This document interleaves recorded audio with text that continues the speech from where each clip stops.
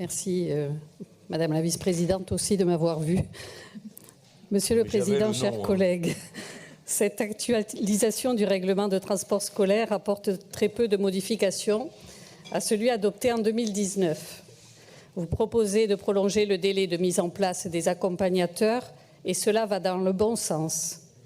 Néanmoins, ce règlement ne revoit pas la règle des 3 km appliquée pour justifier du statut d'ayant droit et qui avait pourtant provoqué à ce moment-là un vote contre de notre groupe.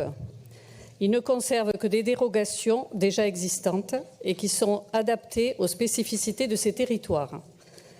Aussi, je souhaite à nouveau vous demander qu'une modification soit apportée à cette règle qui n'est pas adaptée aux territoires ruraux et dans lesquels cette règle a pénalisé de nombreuses familles et bien souvent très défavorisées. Pour ce faire, et comme je l'ai aussi demandé, une évaluation pourrait être effectuée afin d'en définir les contours.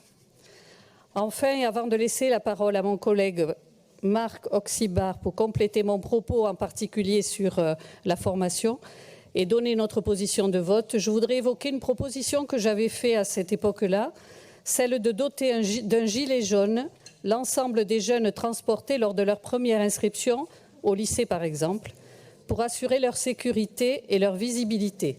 Alors c'était le cas dans le département du 47. Voilà, j'aimerais savoir si ça pourrait être prévu.